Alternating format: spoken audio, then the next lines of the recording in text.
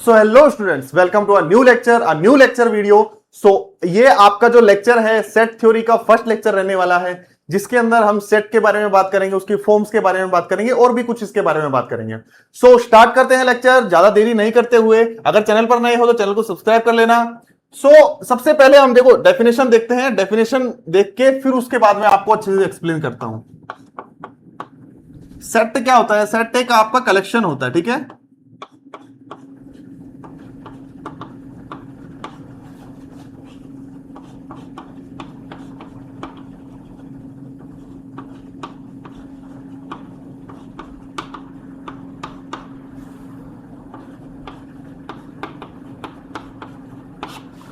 Set एक well defined collection होता है। सबसे पहले हम पकड़ के चलते हैं कलेक्शन को। कलेक्शन क्या होता है? अब मान लो मेरे पास कोई एक बॉक्स है, ठीक है। ये सुंदर सा एक बॉक्स है मेरे पास। इसके अंदर मैंने अलग अलग कलर के कुछ बॉल्स रख दिए, ठीक है। अब मैंने कोई डिफाइन नहीं किया है कि कौन कौन से कलर की बॉल्स हैं, वो 2 है 3 है। मैंने कोई नंबर नहीं दिया, यहां पे कुछ डेफिनेशन नहीं दी। बस मैंने एक बॉक्स उठाया, उसके अंदर कुछ कलर्स की बॉल रख दी सीधी। तो ये तो हो गया एक तरह से कलेक्शन, बॉल्स का कलेक्शन है उस बॉक्स के अंदर, ठीक है, कलेक्शन है। अभी जो सेट क्या होता है, देखो सेट समझो, सेट को समझो। डेफिनेशन के थ्रू चलते हैं। बोल रहा है वेल डिफाइंड कलेक्शन। कलेक्शन कैसा होना चाहिए? Well defined. मतलब फॉर एग्जाम्पल, एक एग्जाम्पल ले लिया मैंने।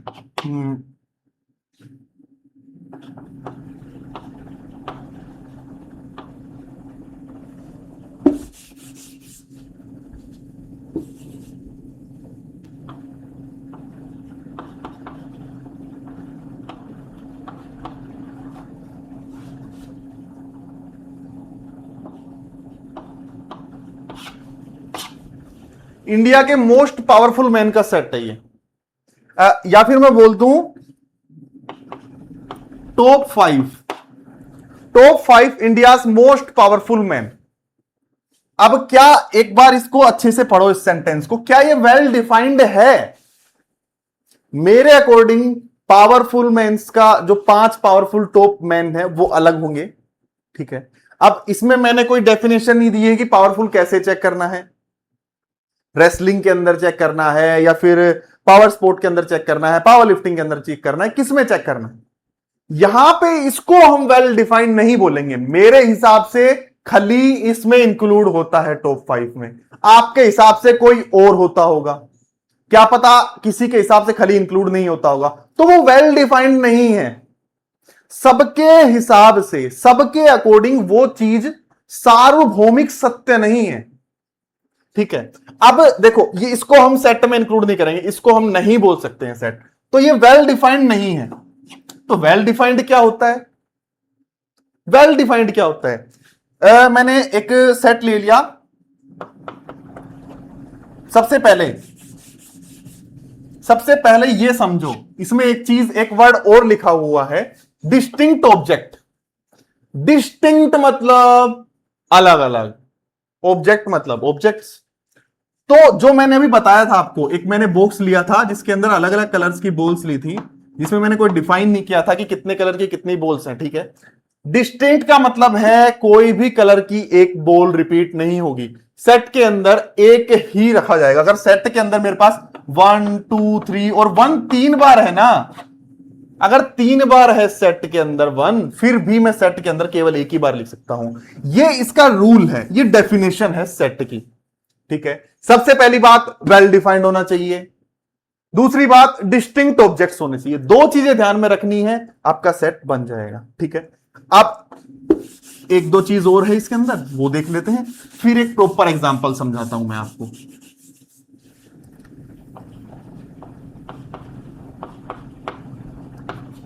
नोटेशन कैसे करते हैं? जो भी कैपिटल लेटर्स होते हैं, A B Z, capital letter से सेट को डिफाइन करते हैं, ठीक है। ये डिफाइन करते हैं आपके सेट को डिनोट करते हैं कैपिटल लेटर से। और जो स्मॉल लेटर्स होते हैं, A B C dash dash dash, ये जेड तक, ये होते हैं आपके एलिमेंट का मतलब होता है जो सेट के अंदर जो एलिमेंट्स आएंगे वो होंगे स्मॉल लेटर्स, और जो सेट होगा उसको डिनोट करेंगे हम कैपिटल लेटर्स से। अब यहां पर आपके 1 2 3 ये भी हो सकते हैं, ठीक है, एलिमेंट्स के अंदर ये भी हो सकते हैं, बट जो सेट को डिनोट करने का तरीका है वो यही है, यूनिवर्सल तरीका है, कैपिटल लेटर से डिनोट करते हैं सेट को। अब एक एग्जांपल देख लेते हैं इसका, डेफिनेशन को मैं साफ कर देता हूं, ठीक है। अभी हम बात करते हैं इसके एग्जाम्पल पे। एक चीज और, हाँ मैं एग्जाम्पल के अंदर ही बता देता हूं ये चीज।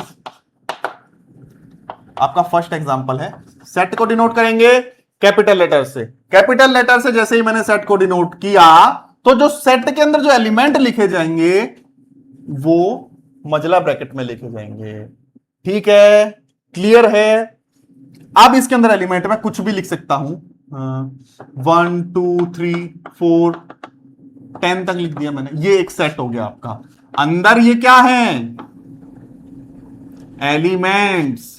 सेट को किस में लिखते हैं, मजला ब्रैकेट में। दो चीजें याद रखनी है बस। अब देखो क्या ये डेफिनेशन को सेटिस्फाई कर रहा है, तब तो मैं इसको सेट बोलूंगा। वेल डिफाइंड है, वेल डिफाइंड है, यहां से यहां पर 1 से 10 तक के नेचुरल नंबर लिए हैं हमने, तो वेल डिफाइंड तो है ये, ठीक है।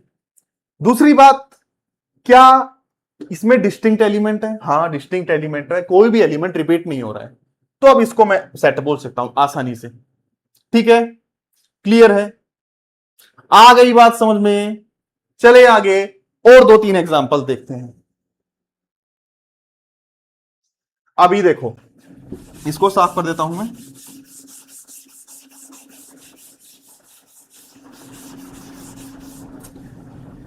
अब हमने एग्जांपल देख, एक एग्जांपल और देखते हैं। इसको मैं बी से डिनोट कर देता हूं, कैपिटल बी से। सेट को हमेशा कैपिटल लेटर से डिनोट करना है। ये आपका मैंने लिख दिया AEIOU, इंग्लिश अल्फाबेट के वोवल्स का सेट है ये। वोवल्स पता है आपको, AEIOU, ठीक है, क्लियर है। ये दोनों सेट है, वेल डिफाइंड है ये, और डिस्टिंक्ट एलिमेंट्स हैं, क्लियर है। चलो अब हम बात करेंगे इनकी फॉर्म कौन कौन सी होती है। सेट को हम 2 फॉर्म्स में लिख सकते हैं। नंबर 1 होती है अपने पास सेट बिल्डर फॉर्म, या फिर नंबर सेकंड लेके जाते हैं। पहला आपका पास होता है रोस्टर फॉर्म। रोस्टर फॉर्म को बोलते हैं टेबुलर फॉर्म, रोस्टर फॉर्म बोलो या फिर टेबुलर फॉर्म बोलो। और सेकंड आपका होता है सेट बिल्डर फॉर्म। तो उन दोनों को देख लेते हैं, किन फॉर्म को ऐसा बोलते हैं कि वो किस तरह की दिखती है, उसके बारे में बात कर लेते हैं।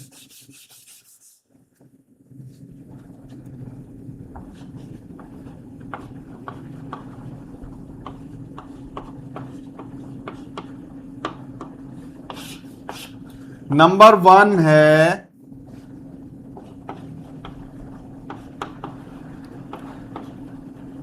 रोस्टर फॉर्म, या इसको हम बोल देते हैं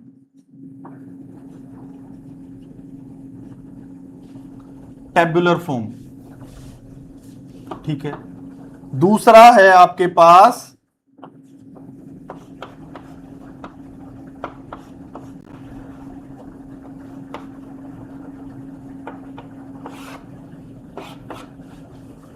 रोस्टर फॉर्म। क्या होती है, जो अभी हमने 2 एग्जांपल्स देखे थे वो रोस्टर फॉर्म में थे, ठीक है। रोस्टर फॉर्म के अंदर हम सेट को मजला ब्रैकेट के अंदर एलिमेंट्स को कोमा लगाते हुए लिखते हैं। यही इसकी डेफिनेशन है, ऐसे ही याद रखना है। ये आपका रोस्टर फॉर्म है या टेबुलर फॉर्म है, ठीक है। तो जो सेट बिल्डर फॉर्म होता है, जो सेट बिल्डर फॉर्म होता है, अब इसमें आपको डेफिनेशन के अंदर एक चीज दिख रही है, सेट बिल्डर, सेट बनाने वाला, तो कोई ना कोई डेफिनेशन देगा। ये किसी सेट को बनाने के लिए कोई डेफिनेशन देगा। कैसे, एग्जाम्पल के तौर पर समझो। ये एग्जाम्पल है, एक सेट है मेरे पास, जहां पर इसको देखो डिनोट कैसे करते हैं, लिखने का तरीका बता रहा हूं। सबसे पहले लिखेंगे x such that x is a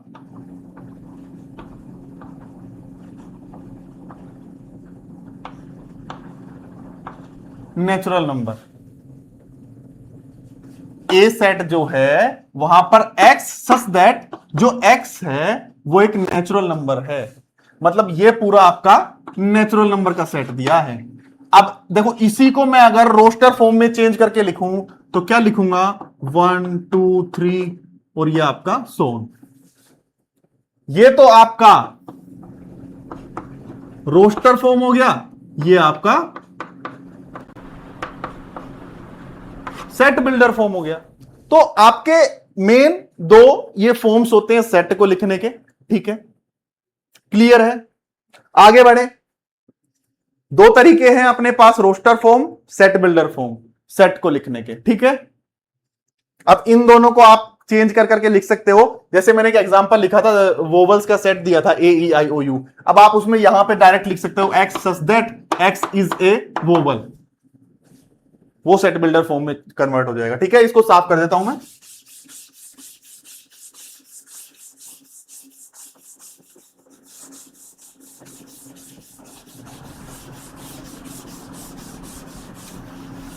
अब एक इंपॉर्टेंट चीज आती है अपने पास, टाइप ऑफ सेट्स।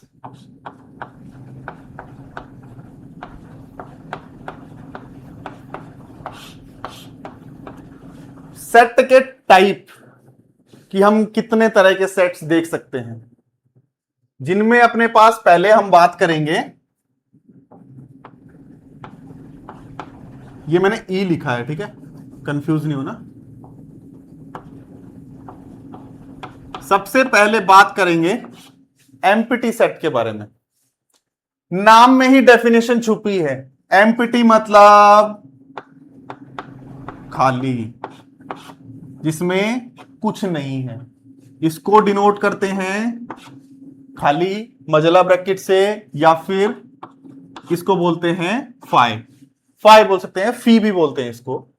मेनली फी बोलता हूं मैं, बट मतलब 11th-12th में होते हो तो आपको टीचर्स लोग सजेस्ट करते हैं फाई बोलो इसको, ठीक है। तो इसको इन दो से डिनोट करते हैं। खाली मतलब, एम्प्टी सेट का मतलब होता है वो सेट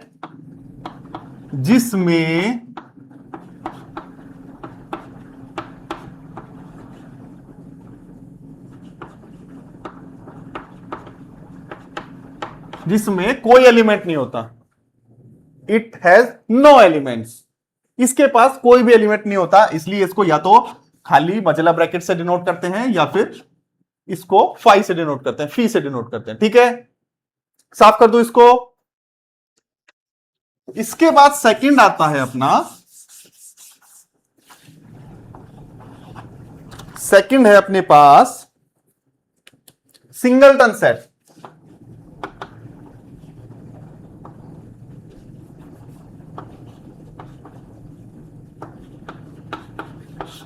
इसके भी नाम में डेफिनेशन छुपी हुई है। सिंगलटन मतलब सिंगल, आपकी तरह सिंगल, केवल एक एलिमेंट होगा जिसके पास। फॉर एग्जाम्पल मेरे पास एक सेट है जिसके पास केवल एक ही एलिमेंट है 1, या फिर एक और सेट है जिसके पास एक एलिमेंट है 8, ठीक है। इसको बोल देंगे हम सिंगलटन सेट, क्लियर है। थर्ड है अपने पास फाइनाइट सेट। हर सेट के नाम में ही उसकी डेफिनेशन छुपी हुई है।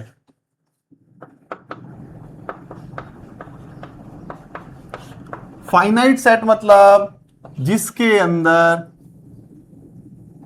एलिमेंट्स फाइनाइट हो।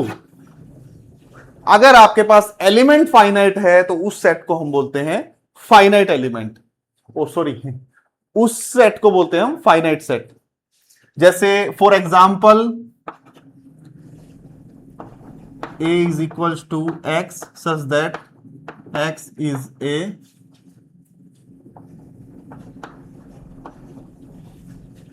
अरे स्पेलिंग मिस्टेक्स में से बहुत होंगी, देखना आप लोग। एक्स इज ए वोवल, ये एक सेट है आपका। अब वोवल्स क्या होते हैं, अब ये मैंने किस में लिखा है, सेट बिल्डर फॉर्म में, इसी को मैं रोस्टर फॉर्म में क्या लिख सकता हूं, AEIOU, 1 2 3 4 5, 5 एलिमेंट है इसके पास, फाइनाइट है ये, तो इसको फाइनाइट सेट बोल देंगे। ठीक है, अब इसी का एक भाई होता है नंबर 4, इसको साफ कर देता हूं।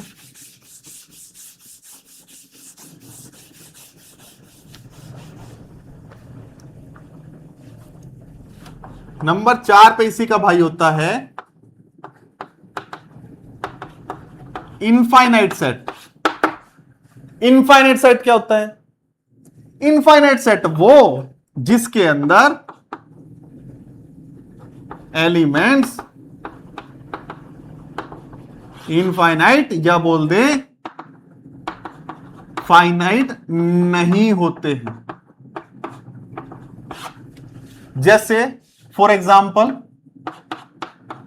नेचुरल नंबर, नेचुरल नंबर का सेट इनफाइनाइट होता है क्योंकि उसके पास क्या एलिमेंट होते हैं, 1 2 3 और ये पूरा आपका इंफिनिटी तक जाता है। फाइनाइट तो नहीं है वो, इनफाइनाइट है। ठीक है, सेम इसी तरह इंटीजर्स का सेट 2 1 0 1 2 3। ठीक है, ये एग्जांपल्स हो गए आपके इनफाइनाइट सेट के। इसके बाद नंबर 5 पर है आपके पास इक्वल सेट। इन सेट्स की डेफिनेशन याद करने की जरूरत ही नहीं है तुम लोगों को, पता है जो लिखा हुआ है ना, जो नाम है सेट का उसका वही काम है, जो नाम वही काम। इनफाइनाइट है तो इनफाइनाइट एलिमेंट रखेगा, फाइनाइट है तो फाइनाइट एलिमेंट रखेगा। इक्वल सेट मतलब जो सेट इक्वल हो। इक्वल कब होंगे? जब उनके एलिमेंट्स सेम होंगे। इक्वल कब होंगे? Elements same. ये नहीं कि एक एलिमेंट सेम हो, 2 एलिमेंट सेम हो, सारे के सारे एलिमेंट सेम होने चाहिए। For example A is equals to 1 2 3 4 5 और B is equals to X such that X is a, या फिर मैं इसको इतना बड़ा ना लिख के डायरेक्ट लिख देता हूं X बिलोंग्स टू। इसको बिलोंग्स टू बोलते हैं। इसका मतलब है जो बाहर लिखा बिलोंग्स टू, देखो ये होता है, इसको बोलते हैं बिलोंग्स टू। इसके इस तरफ, इसके लेफ्ट साइड जो भी लिखा होता है वो होता है एक एलिमेंट। इन सेट, सेट के अंदर बात कर रहे हैं हम अभी। अगर बाद में जाके कुछ बात करेंगे पावर सेट के अंदर, अभी अगर आपको पता हो पावर सेट के बारे में तो पावर सेट के अंदर सेट्स होते हैं, तो उसके अंदर जाके बात करेंगे तो एक सेट को बिलोंग करवा रहे होंगे पावर सेट के अंदर, वहां पे ये सेट हो सकता है। बट अभी के लिए यहां पर ये एक एलिमेंट है, यहां पे एलिमेंट होगा। वो एलिमेंट इस चिन्ह का मतलब है बिलोंग्स टू। वो एलिमेंट बिलोंग कर रहा है इस सेट में। इसका मतलब है X बिलोंग्स टू A। अगर इसको मैं ऐसे लिख दूं तो ये हो जाता है डजंट बिलोंग्स टू।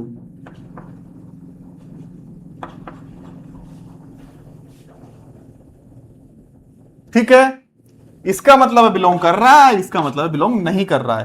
तो मैंने यहां पे लिख दिया X belongs to natural number, जहां पर जो X है वो आपका लेस देन और इक्वल टू है 5 की। ठीक है, या फिर मैं यहां पे लिख सकता हूं X आपका लेस देन है 6 से। तो ये जो सेट बिल्डर फॉर्म में मैंने लिखा है, ये जो मैंने सेट बिल्डर फॉर्म में लिखा है, इसी को अगर मैं रोस्टर फॉर्म में लिखूं तो क्या होगा? 1 2 3 4 5 इक्वल आ रहा है ना, एक एलिमेंट दोनों में सेम है, तो A equal to B equal set. ठीक है, अभी इसी को आगे मैं एक चीज से और डिफाइन करूंगा, वो आगे बताएंगे। तो नेक्स्ट है आपका इक्विवेलेंट सेट। ये हो गया इक्वल, इसके बाद में आता है equivalent set.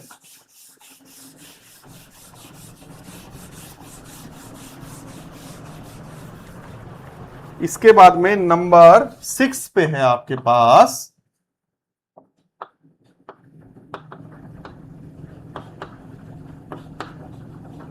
Equivalent set. Equivalent set क्या होता है?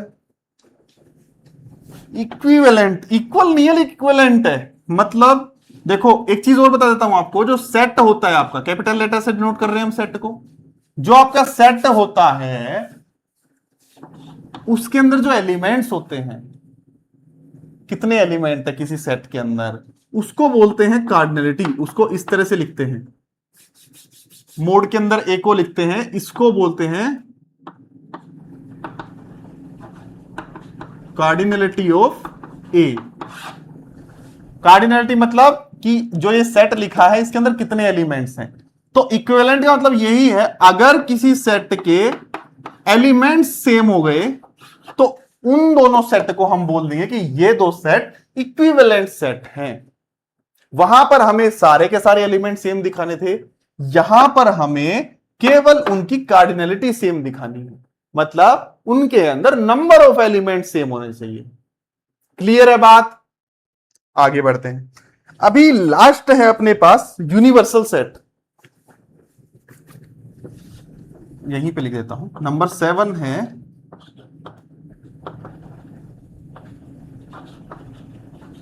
Universal set.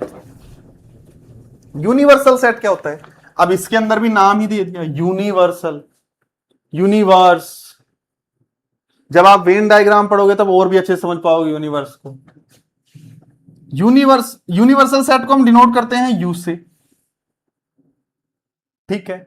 इसके अंदर दुनिया जहान के सारे एलिमेंट होते हैं, ठीक है। ये होता है यूनिवर्सल सेट।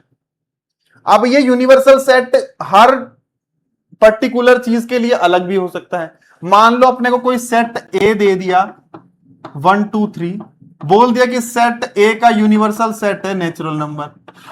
अब नेचुरल नंबर के अंदर सारे एलिमेंट तो नहीं आए, बट वो इस ए के लिए यूनिवर्सल सेट है, ठीक है। वो आपको क्वेश्चन में बोलेगा, उसके अकॉर्डिंग देखना है। बाकी अभी आपको यही समझना है कि यूनिवर्सल सेट का मतलब होता है वो सेट जिसके अंदर सारे ही एलिमेंट होंगे, ठीक है। तो ये तो हो गए आपके सेट के टाइप्स, ये आपके टाइप्स हो गए सेट के, ठीक है।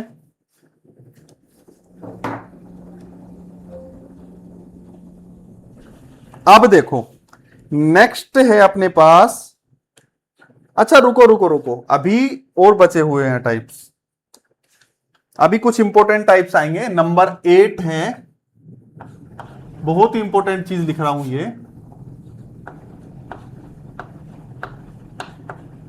सबसेट। सबसेट क्या होता है? मैं ए को बी का सबसेट बोलूंगा कब? कब बोलूंगा? जब, अभी मैं इसको एग्जांपल के थ्रू समझाता हूं। देखो मेरे को पास एग्जांपल लेता हूं मैं, मेरे पास एक सेट है ए जिसके अंदर एलिमेंट 1 2 3, फिर एक एलिमेंट सॉरी सेट है मेरे पास बी जिसके अंदर एलिमेंट है 1 2 3 10 तक है, ठीक है। अब मैं यहां पर ए को सबसेट बोल सकता हूं बी का, क्योंकि ए के अंदर जो एलिमेंट्स हैं, ए के अंदर जो एलिमेंट्स हैं वो सारे के सारे बी के अंदर हैं। अगर किसी सेट के अंदर जितने एलिमेंट्स हैं दूसरे सेट के अंदर वो सारे एलिमेंट विद्यमान हो, सारे एलिमेंट वहां पर हो, तो उस सेट को, उस सेट का सबसेट बोल देते हैं और इसको डिनोट करते हैं ऐसे, ए सबसेट ऑफ बी। आ गई बात समझ में? स्टार अच्छे से नहीं बना। हाँ, ए इसको बोलते हैं सबसेट। अब इसी के अंदर दो इंपॉर्टेंट चीज बताता हूं, दो इंपॉर्टेंट चीजें हैं यहां पर। एक तो है प्रॉपर सबसेट, सबसेट भी दो तरह के अपने पास यहां पे, इसको ए डाल दो नाम, ठीक है। बी है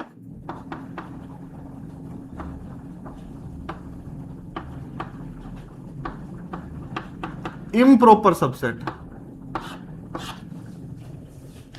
प्रॉपर सबसेट को हम डिनोट करते हैं कुछ इस तरह से, इम्प्रॉपर सबसेट को हम डिनोट करते हैं कुछ इस तरह से। और जब हमें नहीं पता हो दोनों का ही, तो हम सबसेट को नॉर्मली इस तरह से डिनोट कर देते हैं, ठीक है।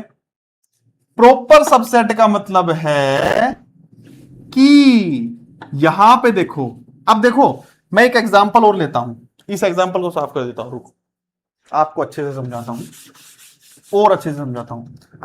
एग्जांपल लिया, मेरे पास एक सेट है ए, जो कि है ए बी सी, ठीक है। अब एक सेट मेरे पास बी है, वो भी ए बी सी, ठीक है। अब तीनों ये जो एलिमेंट है ए बी और सी, तीनों के तीनों बी में है, तो मैं इसको इसका सबसेट बोल सकता हूं, लेकिन ये सबसेट तो है, बट कौन सा सबसेट है, ये इम्प्रॉपर सबसेट है। अब यहां से डेफिनेशन क्लियर होगी। अगर मान लो मैं यहां पर बी में, मान ये तो बी है, ठीक है, मैंने एक सेट और मान लिया बी डैश, जिसके अंदर एलिमेंट है ए बी सी डी, तीनों के तीनों एलिमेंट जो ए में है वो यहां पर विद्यमान है यहां पर। अगर यहां पर है तो मैं इसको बोल सकता हूं ना A subset of B dash. But ये कौन सा सबसेट है, ये है आपका प्रॉपर सबसेट। प्रॉपर सबसेट में सारे के सारे एलिमेंट आएंगे, लेकिन यहां पर एक एलिमेंट वो भी होना चाहिए जो केवल बी डैश का है, जो ए में बिलोंग नहीं कर रहा है, तो उसको बोलेंगे प्रॉपर सबसेट। और जब यहां पर दोनों में ही सेम एलिमेंट होंगे, तो इसको बोल देंगे इम्प्रॉपर सबसेट। आ गई बात समझ में, क्लियर है। अगर ऐसा नहीं होता है तो इसको बोलते हैं इम्प्रॉपर सबसेट, और अगर ऐसा होता है तो इसको बोलते हैं प्रॉपर सबसेट। उल्टा तो नहीं बोल दिया मैंने, हाँ, अगर ऐसा नहीं होता है तो इसको बोलेंगे हम इम्प्रॉपर। हाँ, अब इनको डिनोट करने के तरीके, अगर ये ए जो है वो बी का इम्प्रॉपर सबसेट है, तो इसको सबसेट, इसको कैसे पढ़ते हैं, A subset and equal to B, कि ए जो है वो सबसेट है बी का और वो इक्वल भी हो सकता है। या तो अब आपको पता है प्रॉपर तो बोल सकते हो कि हाँ इक्वल है, तो फिर तो इसको डायरेक्ट आप इक्वल ही लिख सकते हो।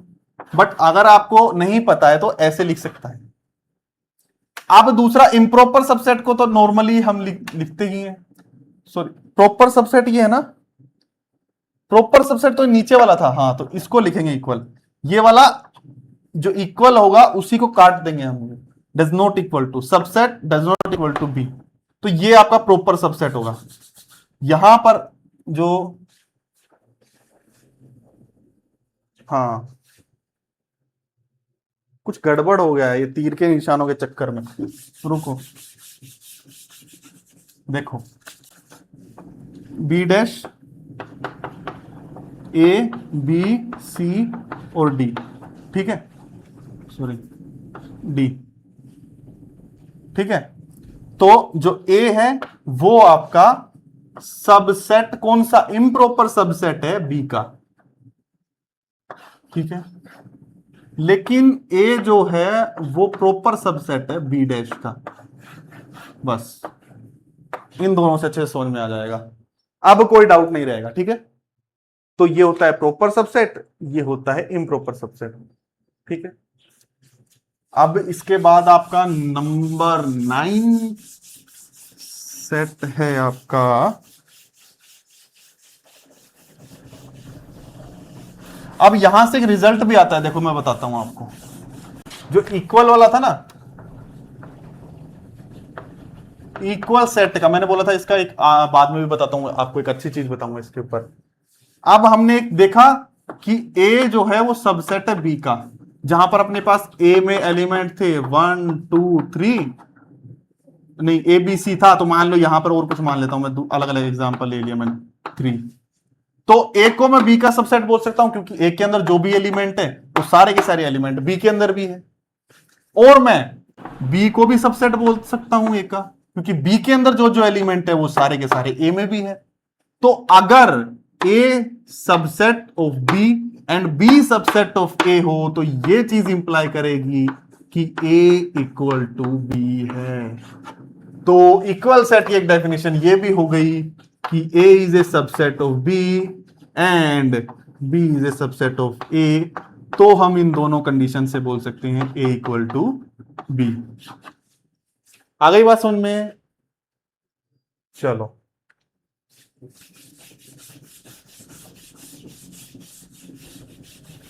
इसके बाद में अगला सेट है अपना पावर सेट।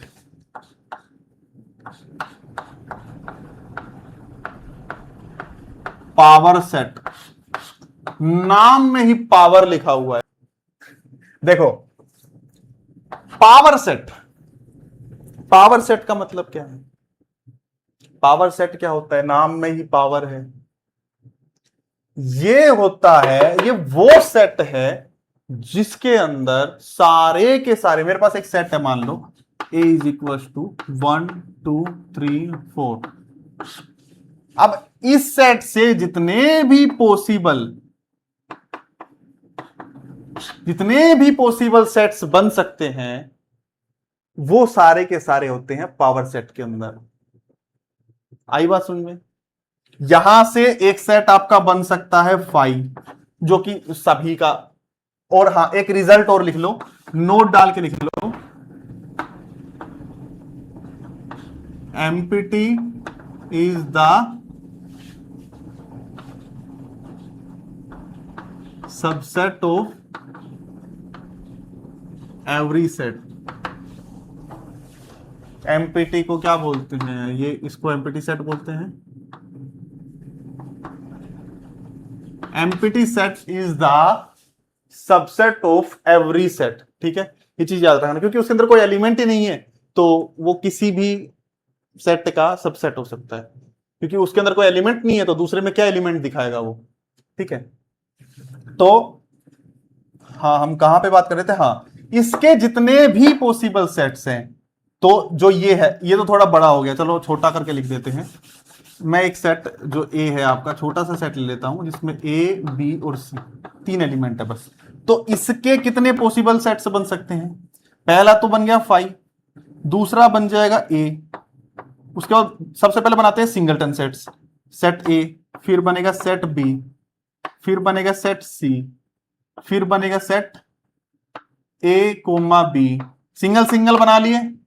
अब डबल डबल लेके बना लेता हूं, डबल पेयर्स लेता हूं, ए बी, फिर बी सी, फिर ए सी, डबल डबल के बन गए। अब लास्ट जो बचेगा तीसरा, ए बी सी। अब इसको हम जब मजला ब्रैकेट में लिखेंगे, तो इसको हम कैपिटल पी से डिनोट करते हैं, इसी को बोलते हैं।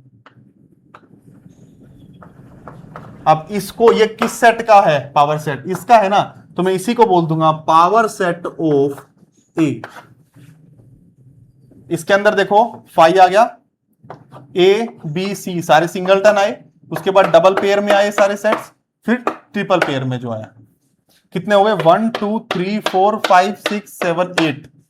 अब इसके अंदर एक चीज और बताता हूं, नोट डाल के लिख लेना।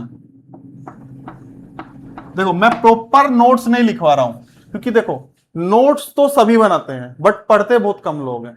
आपको केवल यहां से कॉन्सेप्ट्स क्लियर करने हैं, डेफिनेशंस क्लियर करनी है। नोट्स तो दुनिया भर के पड़े हैं, ऑनलाइन खोजो, कहीं पे भी डालो, आपको इसके नोट्स चाहिए मिल जाएंगे। बुक रही सबसे अच्छा, तो मैं बोल रहा हूं बुक से पढ़ो, डेफिनेशंस क्लियर करो, बुक से पढ़ो, क्वेश्चन लगाओ जितने ज्यादा हो सके। सबसे ज्यादा आपको काम आएगा आपकी क्वेश्चन प्रैक्टिस, क्योंकि हर एक क्वेश्चन में जैसे जैसे लॉजिक लगेगा, वैसे वैसे वो चीजें आपको याद आएंगी, तो ज्यादा याद रहेगी चीजें। तो एक नोट डाल के लिख लो,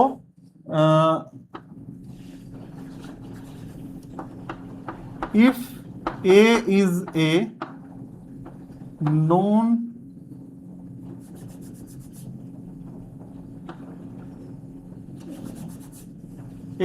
empty set, then number of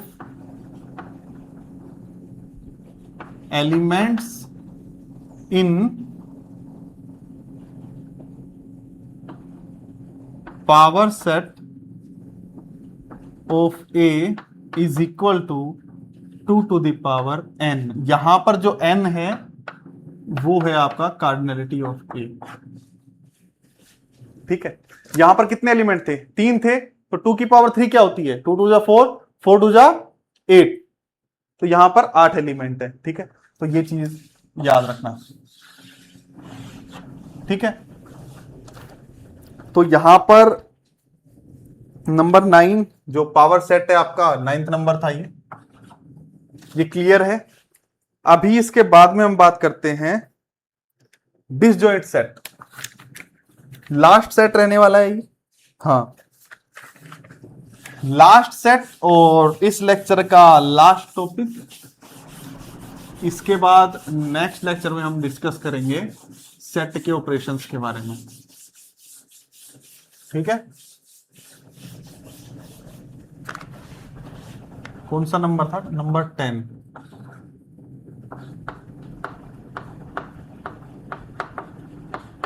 disjoint set. किस सेट को डिसजॉइंट सेट बोलते हैं? अब इसको देखो, इसको एक ऑपरेशन होता है इंटरसेक्शन, ये आप नेक्स्ट लेक्चर में पढ़ोगे। मैं पहले इसका थोड़ा सा रिव्यू दे देता हूं। इंटरसेक्शन का मतलब होता है ये देखो, ए बी, इसको बोलते हैं हम इंटरसेक्शन। ये इंटरसेक्शन, इस इंटरसेक्शन को ऐसे डिनोट करते हैं। इसका मतलब है ए और बी दो सेट हैं, इनके अंदर कॉमन एलिमेंट कौन कौन से। तो अगर A intersection B is equal to 5 हो, मतलब एम्प्टी सेट हो, कोई भी कॉमन एलिमेंट ना हो, तो ए बी को बोल देते हैं डिसजॉइंट से। ए और बी डिसजॉइंट से, क्योंकि दोनों के अंदर कोई भी सेम एलिमेंट नहीं है। ठीक है, तो ये डिसजॉइंट होता है आपका। तो इस लास्ट डेफिनेशन के साथ ये लेक्चर मैं करता हूं एंड। अगर लेक्चर अच्छे से समझ में आया हो तो लेक्चर को लाइक करके जाना एंड चैनल को सब्सक्राइब कर लेना। और जय हिंद, मिलते हैं नेक्स्ट लेक्चर में।